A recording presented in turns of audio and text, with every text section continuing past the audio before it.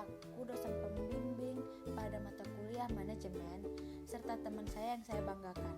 Puji syukur marilah kita panjatkan kepada Allah Subhanahu wa Ta'ala, dan sholawat serta salam semoga kita tercurahkan kepada baginda Rasulullah Muhammad SAW. Saya Deanisa ingin menyampaikan mengenai teori perkembangan manajemen. Baik, saya ingin menjelaskan tentang teori manajemen klasik.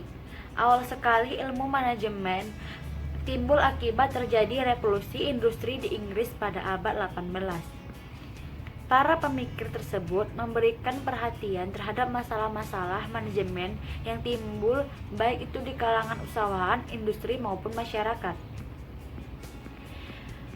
Saya ingin menganalisasi prinsip teori manajemen klasik mencakup 5 poin, yaitu pengembangan manajemen dilakukan oleh teoritis. 2. Investasi terbesar oleh karyawan. 3. Tenaga diberi pelatihan keterampilan sesuai operasi pabrik. 4. Karyawan bertanggung jawab atas pekerjaan tertentu yang berulang. 5. Adanya skema pembagian keuntungan. Sampai situ saya menjelaskan tentang teori manajemen klasik. Dan selanjutnya saya ingin menjelaskan tentang keterbatasan aliran hubungan manusiawi. Kekurangan. Meskipun demikian, ada beberapa keterbatasan teori di desain, metode, dan analisis penelitian yang dilakukan oleh Mayo sampai saat ini masih kontroversi. Konsep manusia sosial yang dikembangkan ternyata tidak menjelaskan sepenuhnya menaikkan prestasi kerja.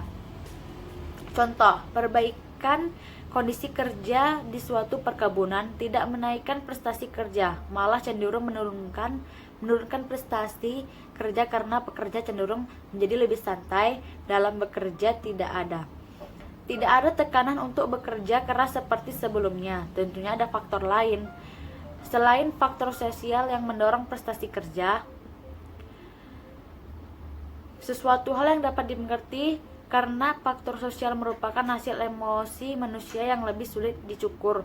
Contoh lain, kepuasan kerja sering dikatakan sebagai pendorong prestasi kerja. Kelebihan aliran hubungan manusiawi menyadarkan pentingnya kebutuhan sosial. Dengan demikian, aliran ini menyeimbangkan konsep lama yang menekankan ekonomi, rasionalitas manusia. Perhatian pada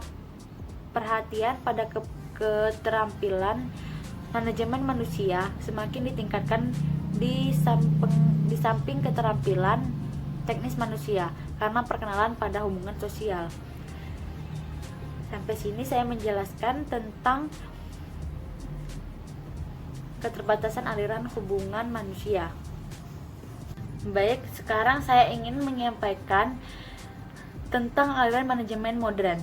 Muncul aliran ini lebih kepada aliran kuantitatif, merupakan gabungan dari operation, research, dan manajemen science. Pada aliran ini berkumpul para sarjana matematika, fisik, dan sarjana eksakta lainnya dalam memecahkan masalah-masalah yang lebih kompleks. Kehadiran teknologi komputer membuat prosedur diinformasikan menjadi aliran ilmu manajemen modern. Pengembangan model-model dalam memecahkan masalah-masalah manajemen yang kompleks. Adanya bantuan komputer maka dapat memberi pemecahan masalah yang lebih berdasarkan rasional kepada para pembantu, para manajer organisasi dalam berbagi kegiatan penting. Aliran ini juga memiliki kelemahan karena kurang memberi perhatian kepada hubungan manusiawi. Oleh karena itu sangat cocok untuk bidang perencanaan dan pengendalian, tetapi tidak menjawab masalah-masalah sosial individu seperti motivasi, organisasi, dan kepegawaian. Konsep dan aliran ini sebenarnya sukar dipahami oleh para manajer karena dapat menyangkut kuantitatif, sehingga para manajer itu merasa jauh tidak terlibat dengan penggunaan teknik-teknik ilmu manajemen yang sangat ilmiah dan kompleks. Sampai situ saja penjelasan tentang aliran manajemen modern. Selanjutnya saya ingin membahas tentang pendekatan manajemen. Pendekatan sistem. Pendekatan ini memandang organisasi sebagai suatu kesatuan yang saling berinteraksi yang terpisahkan. Organisasi merupakan bagian dari lingkungan eksternal sistem. Untuk pengertian luas sebagai suatu pendekatan sistem manajemen meliputi sistem umum dari sistem khusus serta analisis tertutup maupun terbuka.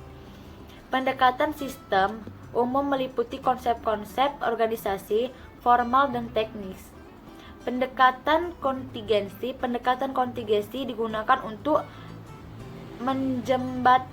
menjembatani celah antara teori dan praktek. Senyatnya biasanya antara teori dengan praktek berbeda. Sampai sini aja penjelasan tentang pendekatan manajemen. Selanjutnya saya ingin membahas tentang perkembangan teori manajemen. 1. Manajemen ilmiah. Banyak para penaktu ini penekanannya adalah atas masalah percapaian peningkatan ulis klasik yang dalam kajiannya bertekanan dengan peningkatan manajemen sebagai akhir dari peningkatan produktivitas pada pekerja melalui penyusun teknik dari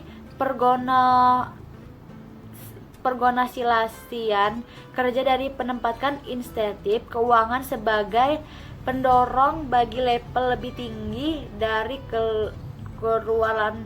keluarannya sebagai kontributor utama terhadap pendekatan manajemen ilmiah. Dengan metode ilmiah menjadi suatu yang mungkin untuk menemukan satu cara terbaik untuk mengerjakan suatu tugas. Maka setiap tugas dilaksanakan kepada bagian komponen setiap pembagian waktu dan bagian-bagian penata ulang. Dalam keadaan metode lebih efisien di pekerjaan. Kebutuhan ekonomi dari motivasi. Dia percaya bahwa jika tindakan manajemen berada di atas gagasan. Teori manajemen ilmiah berkembang pada tahun 1870 hingga 1930. Pada kisaran tahun 1900 sampai 1940 munculnya teori organisasi klasik. Teori ini memiliki prinsip dasar untuk mencapai sistem pembagian di kerja wewenang yang optimal.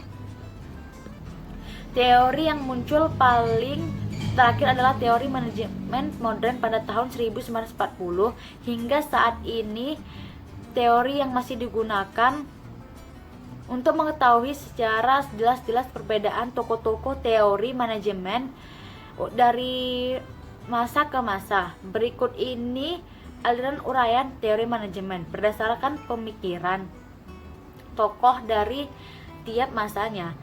Teori manajemen ilmiah 1870 sampai 1930. Salah satu tokoh teori manajemen ilmiah adalah Frederick Winslow Taylor. Taylor adalah manajer dari penasihat perusahaan dan merupakan salah satu tokoh terbesar manajemen. Ia dikenal sebagai Bapak Manajemen Ilmiah. Kesimpulan dari penelitian adalah perusahaan akan pendapat hasil yang merupakan apabila pekerja yang akan dilaksanakan direncanakan dengan memperhatikan segi teknologi maupun pelaksanaan manusia. Ketiga makalah tersebut terbitkan menjadi sebuah buku dengan judul Scientific Management. Berdasarkan bukunya, menghilangkan sistem coba-coba dan menggantikan dengan metode ilmu pengetahuan di setiap kegiatan manajemen.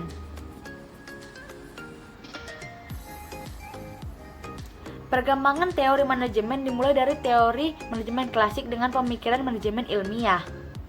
Perkembangan yang memberikan fokus yang sangat berbeda dari teori manajemen klasik disebut teori manajemen neoklasik yang ditandai dengan perubahan fokus manajemen yang lebih menekankan yang baik. Menurut teori neoklasik ini adalah manajemen yang memfokuskan diri pada mengelola staf secara efektif. Perkembangan selanjutnya yaitu dengan menekankan pendekatan sistem yang dipersatukan dan diarahkan bagian-bagian atau komponen-komponen yang saling berkaitan. Namun saat ini penerapan manajemen didasarkan pada pendekatan kontingensi yang memadukan antara lain ilmiah dan berlaku dalam suhu sistem yang diterapkan untuk lingkungan yang dihadapi. Baik, terima kasih.